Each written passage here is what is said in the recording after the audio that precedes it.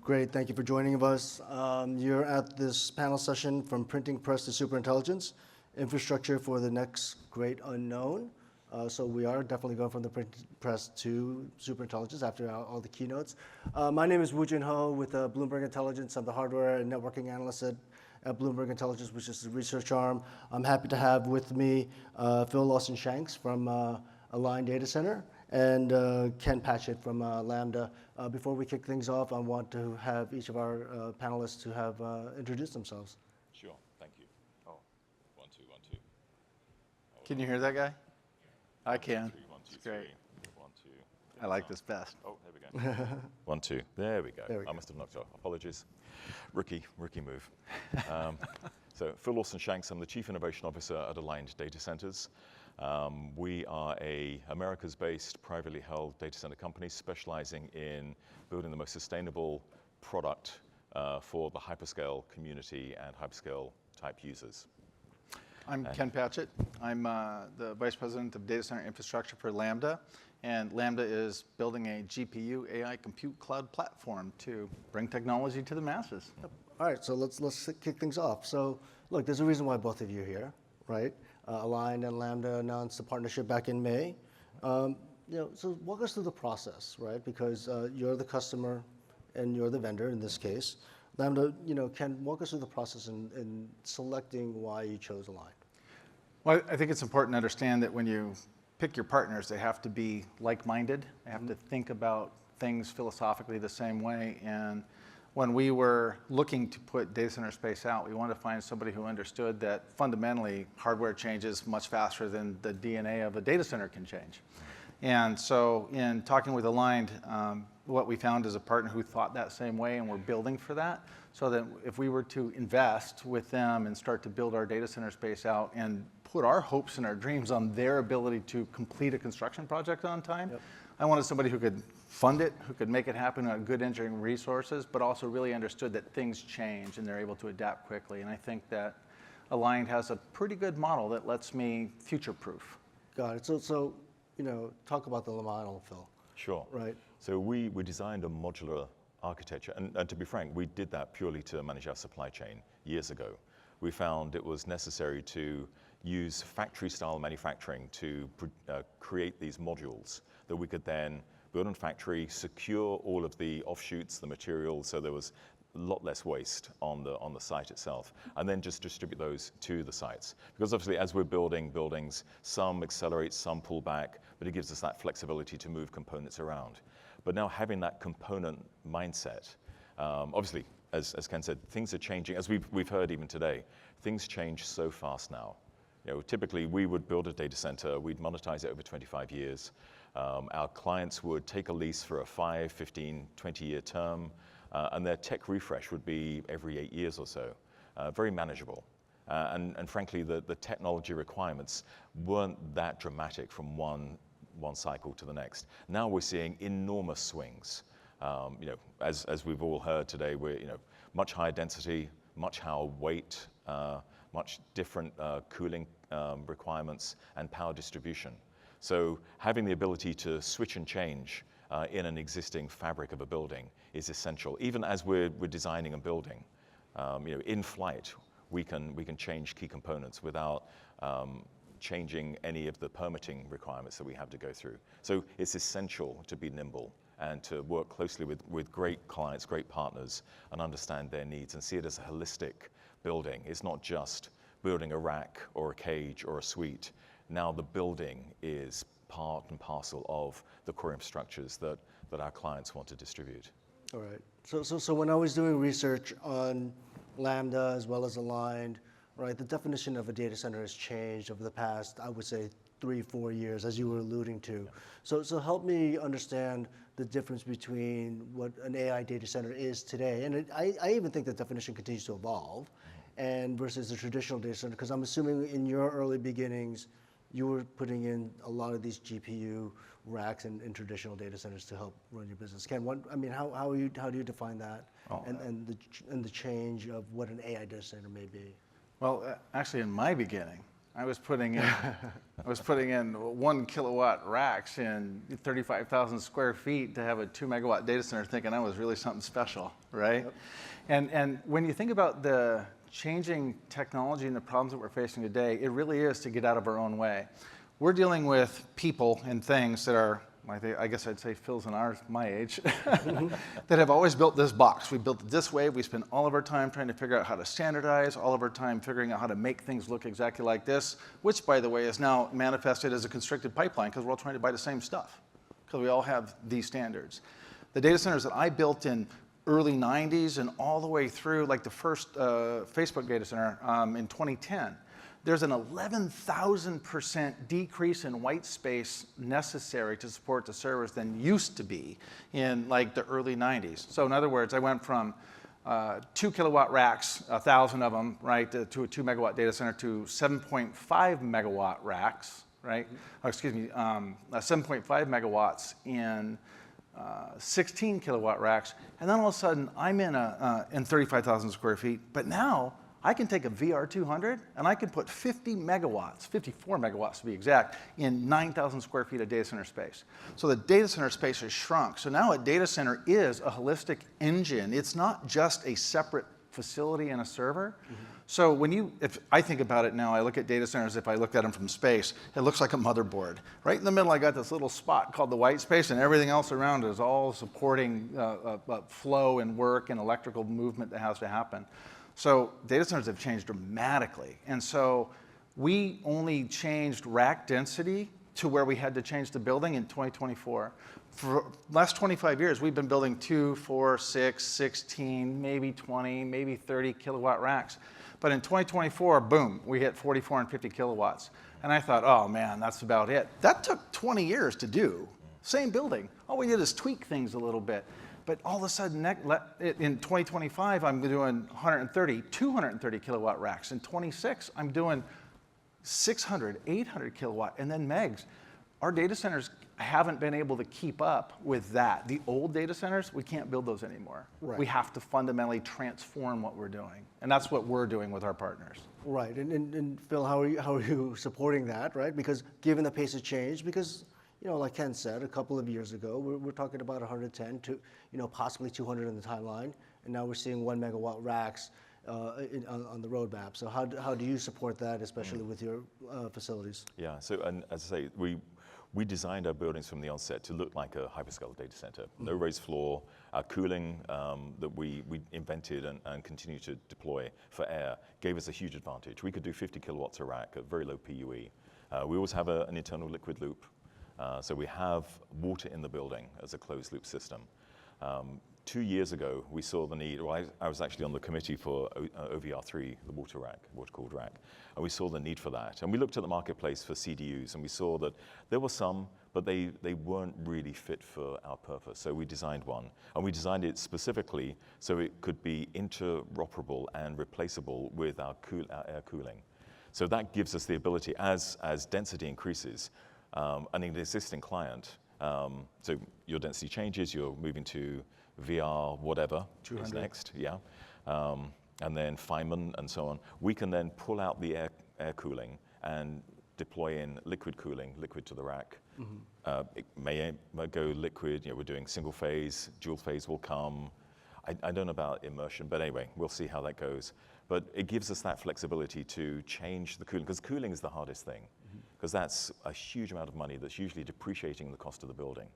So given us that flexibility, we can adapt and flex to our clients' requirements. And then the power side, all of our electrical rooms are on skids, so we can essentially replace that AC with DC or bring in some DC, because there's always going to be a blend of AC and DC, maybe in the suite, certainly in the adjacent rooms. So having that flexibility to then replace everything in the building, and externally, our UPS systems are in containers with our switchgear.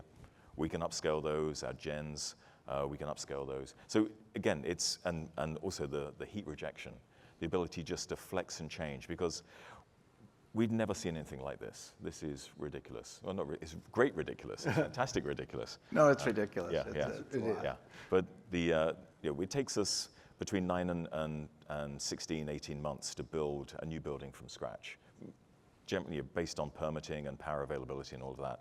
So quite often, our clients have invested so much in a particular physical location, they can't wait or don't want to wait for another building. They want to reuse that lease that they have with us. So we have to lean in. Can I push on something there? Yeah. Because I don't want anybody to walk away thinking it takes 12 to 18 months to build a data center. It takes about 5 years, because the 3 years before you submitted those permit drawings, you were like doing land entitlement, getting power and all this other stuff. And you know what's funny is we have 4, 5, 6, 7 iterations of hardware between that moment and the time we actually build the data center.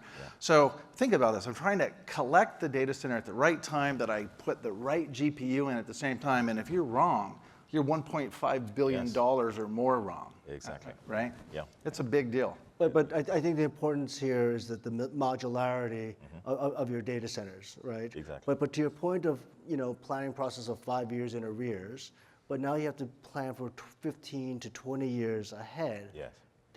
At what point does the modularity, opportunity run out? Right? How do you avoid obsolescence on the physical infrastructure itself? Sure. So again, I always take it back to the workload. What is the job of work that's happening? So when we optimized for cloud many years ago, and we do that really well, that's continued to grow at truly an exponential rate. Nothing compared to AI, however you want to describe AI, training, inference, collectively. So what we see now is, what is that workload? That dictates where it has to be in the world for latency. So we can continue to build with our current structure, but also we can skid all of that equipment and put it in a different type of fabric architecture to give that extra modularity, which we've done for a couple of hyperscalers. So it's literally, it's really hard. If I could have predicted this, I wouldn't be sitting here now, for sure. I'd be on an island somewhere. Won't be much longer. Yeah. Well, let's see. And but it's being able to pivot. It's designing for the inevitable change that's going to happen. So, and we pre-buy our inventory, long lead time inventory. We've got about 1.5 gig worth of long lead time gens and switchgear and all of that stuff. But again, as densities increase, we have to think about, we have 1.5 gigs of 3 meg gens. Are we going to have to go to higher? Are there the capacity and availability of higher gens, or how do we lay out our infrastructure differently? It's a case of we have to work closely with the client, understanding where they're going, and be able to pivot mid-flow as things change for them. And is that the case, Ken? You've got when you talk about VR200s, you're planning for the next 3 to 5 years, but can you start planning for the next, years 6 to 15? So you have to, but I got to tell you, I want to push on something here. The data centers that we all built from the 90s all the way till now, guess what? They are still necessary. They are still being used. They are still needed. This new AI factory concept isn't in lieu of, it is in addition to. Yes. So as we start moving forward, we are now disrupting a very stabilized in infrastructure. We've all spent our entire careers trying to make data centers look like data centers everywhere around the world. Same thing. You walk in, like first time I walked into one of yours, like, oh, I've seen this one before because I built one like this, right? But now those still exist. These AI data centers we're building, they're still going to exist. And the next thing is going to also exist. So we have to pivot, we have to change, we have to tweak. We've taken these 1 kilowatt per rack data centers and we squeaked and eased and moved them all the way to 44 to 50 kilowatts per, and now they're just not as useful. The retrofit is really expensive to do that. In fact, it is penciling out more that retrofit isn't actually, it doesn't pencil as good as building greenfield. But buying some already land that's already powered and entitled, that's actually a good move, right? Because you can build pretty quickly and scrape off some of the old stuff. But at the end of the day, well, I think when you ask about 20-year amortization like of these buildings, those data centers we built in the past are still here, and they're still being built, and they're still being, Amazon still builds those same things, but they're also building machine learning data centers. So is Microsoft, Google, everybody, right? And so our data centers are going to be doing exactly the same thing. We're going to be using these, and their effective and useful life is going to be as long as we can actually put compute in there. right? And then something new is going to happen, and we may build a different or a third type of data center as we move forward. Like when we talk about, I like to think about the aggregated edge, these multi-density data centers that are going to be needed when we have sovereign data and things like that. So we still have these big, gigantic super factories we have to build, because I mean that's what training is. Training is like it's like a car factory. I got this big, huge robots and machines and all that stuff, and it makes this really cool car. And then inference is like, dude, this is a cool Porsche. I'm going to drive it all over the place, right? And I'm going to do my work in it. Those are completely different things, but they're still AI training, but they require two different types of data centers, two different kinds of hardware and software infrastructure, right? So I really see, like the question about 20-year amortization, I'm like, let's go look at the past.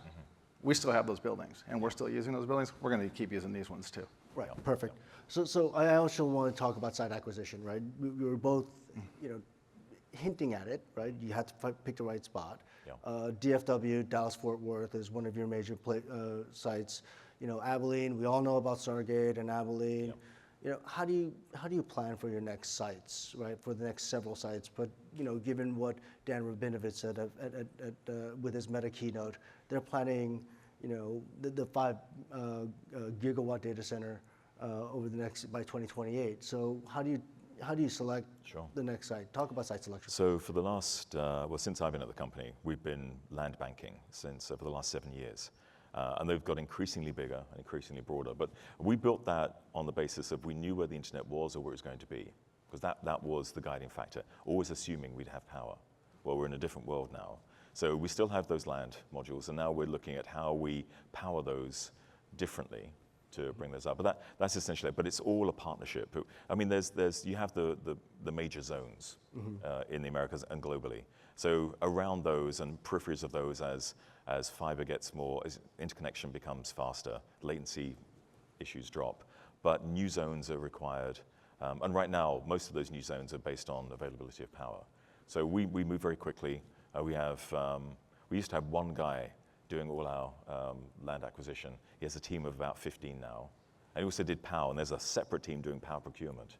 But this is a whole engine just to anticipate this. But we work closely with Ken and his client and his team, because they need to, we have land, we can build it, but if they don't want it, it's irrelevant. All right, so Ken, to be fair, Align is not the only one chasing after all this land that has excess power capacity, right? Yeah.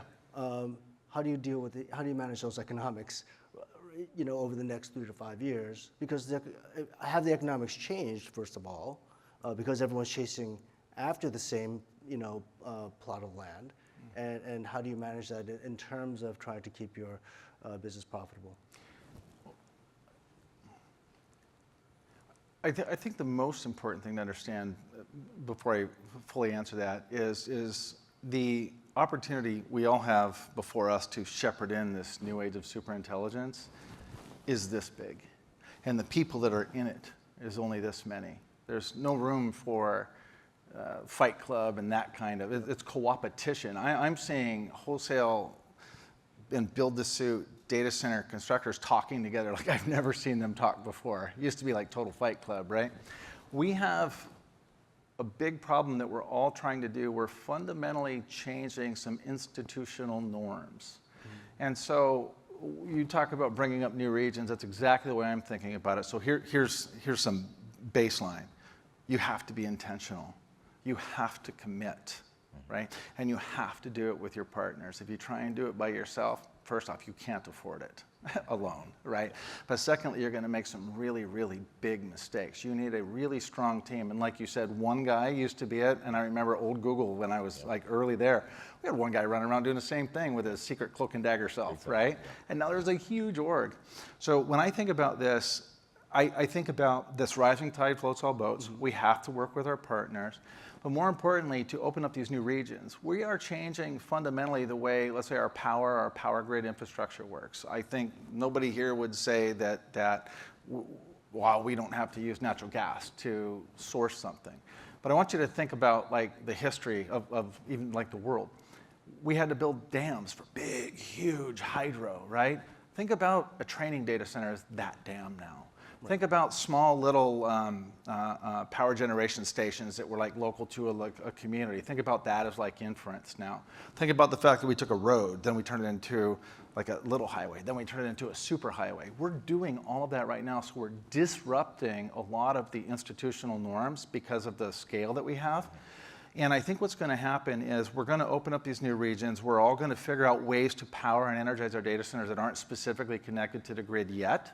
But then as time goes on, we will connect to that grid, and that grid will experience a stabilization. But right now, we're in a disaggregated state, and everything's in flux, and it looks a little bit messy, but we just got to keep pushing forward because we made a tool that is like a force multiplier of your intellect. Just like a spoon that you feed the hungry with, right? You don't put that away. This tool is going to keep moving forward, and it's up to us to help shepherd it in the right way. So long-winded answer to say, you got to work with your partners. You have to be open. You have to be clear about this. And you have to understand, we are upsetting a really standardized industry right now in many ways. Yeah. Okay. Yeah.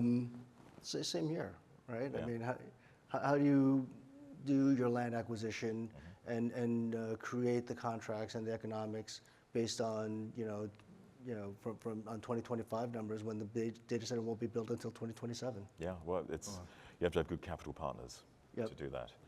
And what we've been very successful in recent years. Obviously, we had a lot of land that was greenfield, but we've focused a lot on repurposing industrial sites. I mean, over the last 20, 30 years, a lot of industries moved offshore. There's a couple of fantastic sites that we talk about a lot. Sandusky, Ohio. It was General Motors' largest ball bearing manufacturing plant. That went offshore years ago. The site's been several things, but it's been derelict for a long time. But the beauty of it was, because they were ball bearings, they were using arc furnaces. So the power infrastructure was phenomenal. It's just been de-energized. So we bought that, cleaned it up, had that re-energized, and now we're building a gigawatt campus there. And bringing more jobs, actually. We've focused a lot on the community and working with them. There's another one, an old coal plant that we repurposed. Actually, it was a rose farm in Phoenix. And all of those things, we're basically giving water back, because we're using a fraction of the water that was used there, which is hugely important. Although Phoenix, I think, they probably have a lot of water right now with all the rain the other day. But that's part of it. It's looking for availability of power and working with our clients to say, our partners say, we're looking at this. Is this interesting? Is it close enough to your workload? And then it used to be it cost too much for the networks to come to you. Now they want to come. That's right. Yeah. So it's all totally different. But we have to look at this, as you said, the grid 50 years ago was phenomenal. That drove so much economic growth in this country. It was second to none. But investment hasn't happened, hasn't continued. It takes too long to build new high tension lines. So we're looking at local distribution of power. We'll create power, we'll fund by doing a PPA with an energy provider, whatever that is, behind the meter, adjacent to the meter, whatever. We'll work with that, help them over provision their generation so it feeds into that community, brings down the costs. And we're doing a lot of work because the tariffs are all upside down based on structures that were like 20, 30 years ago. So we do a lot of work with local and state governments to try and change that. We fund a lot of that. And eventually, the grid will change. It will have more investment. And these pockets of high-powered generation and use and off-takes will then start interconnecting again. That's right. Yeah. Yep. So it's fundamental change. So we've been talking a lot about outside the data center. I want to start talking about inside the data center, right? I believe Supermicro is a partner of yours in terms of some of your NeoCloud deployments. Talk to me about the selection process and relative to the power footprint as well as the land footprint that you have, Ken, right? And does it change who you work with, or does it factor into your decision in who you work with based on your data centers? Yeah, in large part, availability, as we all know, is one of the biggest problems that we have right now. So working with your partners to futurecast what you think you're going to need and when you're going to need it is really important. And we have several partners, right? Supermicro is definitely one of them. And we work together very, very closely with them to understand what their footprint looks like. And this ties into OCP too, by the way, because OCP, like, I don't know if you know this, but I was like one of the original guys at Meta when Jonathan Heiliger and Tom Furlong were sitting around going, we should share this, right? And then Frank Frankowski, he's like, yeah, let's go do that. And they all started doing that, right? So I mean, I was sitting there in the room with these guys getting ready to build their first data center. And I look at this now, and I see it doing exactly what we all know. Rising tide floats all boats. Share this knowledge and information because we need to get infrastructure out so we can bring the promise of technology to everybody. That's what Open Compute's doing. Sure. So Open Compute, with all of our partners that we deal with, Supermicro being one of them, helps us make standardization, helps us be in a factory type of environment where we can pull things off the shelves, but at the same point, we're tied out with all of the other chip manufacturers. We understand where their roadmap's going, and they bring us all in. If you look at like what NVIDIA does, they create an ecosystem of people like, hey, you partners should all talk to each other here. Come to our place and share what we're doing, because Jensen says it in every GTC. Yep. I did my job, right? And he's telling us all, go do yours, right? Like, oh man, he's right. So like what you're talking about, capital partners are important. Your hardware partners are really important. As I go into the data center and we're going to put GB300 in our DFW data center with a line. We chose GB300 very specifically because we're pretty sure what it's going to look like, how it's going to fit, but it's not perfect yet. And this is a changing tide, so we have to find partners that actually adjust. So we make sure that Supermicro and Aligned and us are all working together, understanding the changing parameters as we start marching towards our first deployment there. Right. It's important to have partners that share. Yep. Right. If you keep this close to your vest, I can't make those decisions very well that I need to make, and they could cost hundreds of millions of dollars if we're wrong. Right. And Phil, I mean, clearly you're a turnkey provider, right? So more on the physical infrastructure side, as well as providing the cooling and power infrastructure. I mean, where is your involvement on the product and the hardware side? Because Ken was alluding to it as well, right? You want to make sure that all three of you are aligned with the whole ecosystem. No pun intended. Aligned, so exactly, and that's why I'm part of this community. So we were the first in the States, I think someone beat us in Europe, to have OCP hyperscale certified data centers. They help create that structure. And that's all about, I mean, it's just the basic mechanics of how you move gear in and out of the space. The right door heights, the turning radiuses, the loading, the rolling weights, the static weights, all of that stuff, power distribution, and now part of the same committee for AI. Well, that's essential because these racks are not the racks that we used to deal with. Yeah, they're getting heavy. They're wider, they're heavier. I mean, we don't use raised floor, which is part of our cooling technology, so we haven't had to worry about that at all. But our slabs, we've always built them to be, and we're in America, so I use the pounds, 4,000 pound rolling weight, static weight. The racks were coming in about 250, now 300, now 400. Our future floors have to accommodate that new load bearing. So we're seeing 6,000 pounds. We have a client doing 8,000 pound racks. Yep. And these are much wider. If you look out on the floor, these are the OVR, the wide versions that are coming in. Those are now being pulled in on tugs. They're on skids. There's no casters anymore. So having robotic tugs, making sure the turning radiuses are there, the door heights are there. Just simple thing. And even the elevators, making sure that the elevators can load the weight, hold the weight, and the doors are high enough to allow these much bigger racks in. Because these racks are coming in now, they can be $3 to $7 million a rack, fully loaded.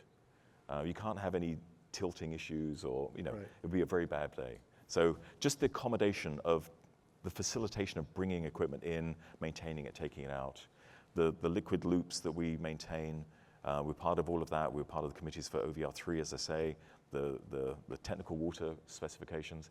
It's really important that, I mean, historically, we would have said, well, we're just doing this. We know what we're doing. We'll work with these little partners, and we won't tell anyone because it's our value add. But that's not the value add anymore. The value add is being a good community member, and it's speed to market. That's right. So it's all about speed to market and giving the confidence for our partners to say, I know they built it this way. I know I can work in that fashion. So did you plan your building to have an NVL 574 BFR rack double wide? We can accommodate that.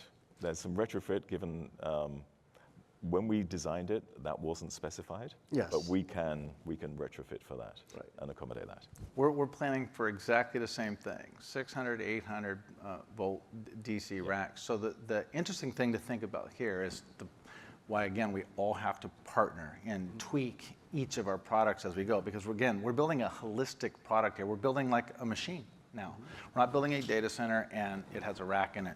This is a machine that is all integrated, all has to talk and work together. There's a lot of software integration that never occurred before. Old school Modbus just doesn't work anymore, right? Yeah. So when I think about what we're really doing, I think this. Okay, I know I'm going to have to do an 800 volt DC rack, and I want to make room for that and have it. But what if, I don't know, silicon to the chip comes in, and I'm able to separate those chips a little bit further apart. So now I don't need that much density. If I built my data center with that 11,000% shrinkage on the white space, and all of a sudden I can take one rack and turn it into 15 again, then all of a sudden I've built space that I can't use, right? So we actually have to build with enough white space and enough flexibility in how we elementally change like our power infrastructure. I may take that 800 volt DC and move it to 415, and I have to be able to do that without a huge retrofit. Yep. So that's what we're all working on together is how do you build something you can snap in this density or snap that density back out? Yeah, okay. And on that as well, I mean, to your point, this is one big unit now. This is one big AI factory, compute, whatever. And we're part of that structure. You're the heart of that structure. So we've been using Phaedra to do the analysis, because typically when we hand over a space, we never go back in that space. Yeah.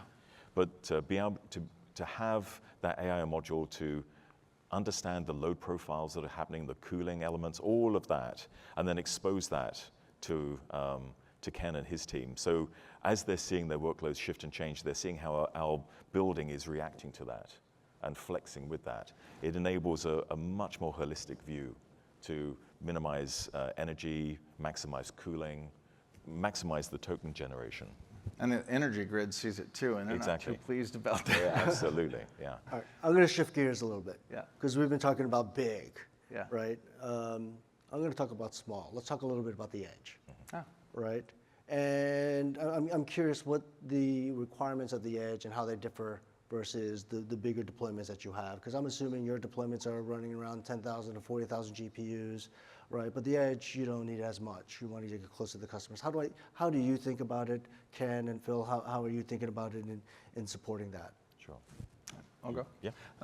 So I like to call it the aggregated edge, maybe the neural edge. I'd like to find a better name for it. Agentic edge, yeah, we did come up with that. Yeah, we did. Agentic edge. Yeah. At the end of the day, like I alluded to earlier, training is big, huge factories. Think about the car factory, like big robots putting big things together, doing big stuff, right? But once I get that done, I'm out at the enterprise level now. And so imagine I have this mid-cap company in a 50 or 100 megawatt data center that is in some region that's doing the work that's expected of it there, right? So local significance is going to be important. I think sovereign LLMs are going to come into play pretty soon. The data that I'm creating and is going to need to stay in the country that it's in or be sanitized or distilled to then go to these large, factory models, right? So again, the compute power density and type that you need at that edge is different than what you need to build the big car. It's still compute, so it's going to be heavier in compute. It's going to be a more distributed high-speed network as opposed to a training, which is a really detailed packet loss, coordinated timed network. So everything looks the same from the outside, but on the inside it's different. This is the training is going to be heavy. And then at the edge, you have to be nimble. So I see 50 to 100 megawatt data centers being built that are multi-density. We have racks that are going to be 250, 300, maybe one meg racks at that edge. But there are going to be 15 different companies that are in that same building, and they're going to have storage with them. Right? So storage is going to be a huge difference. And storage is not a heavy, energy-intensive deal. So now I have to build these edge type of data centers in such a way that I can cohabitate 1 megawatt racks with 16 kilowatt racks. How do I do that? And that's the world that we're really looking at. So right now, the world is still ground zero for training models. But as these training models actually start putting out and creating the products, or the cars, if you will, and those cars are starting to be driven around, all of a sudden we're going to see this big, massive shift towards these 50 to 100 megawatt data centers that I think we're going to see all over the place. Phil, I'm going to let you have the last word because our time is coming up. Sure, exactly the same, and I see that happening already today. So, and to my mind, I always determine or define the edges. It's the lowest latency point between a service and the consumption of the service. It's all about the network latency. So we have cloud data centers all around urban adjacent areas. And we're already seeing today that a lot of our clients who've created their agentic model, their first pass on Lambda, they've taken that and they're trying to deploy that within their own infrastructure because they are desperately concerned to run their agents within their cloud architecture. They want the agent to only access the data that they want it to access and be within that sealed garden, that closed garden. So we need that, as you say, that mixed density. We'll have AI acceleration technologies, GPUs, whatever they are going to end up being, alongside traditional CPUs. But that's just going to be the way of it. So you need to be able to do mixed density, mixed power distribution within that same footprint. Fortunately, that's how we designed. We can do that all day long. So we see this as that's the next big push. That's where most of the money is going to be spent, and most of the revenue is going to be recouped. Scary and exciting times. It is. It's extremely exciting times. We are shepherding in a new age of intelligence. That's our role. Perfect. Thank you, gentlemen. Thank you. Thank you. Hopefully I kept pace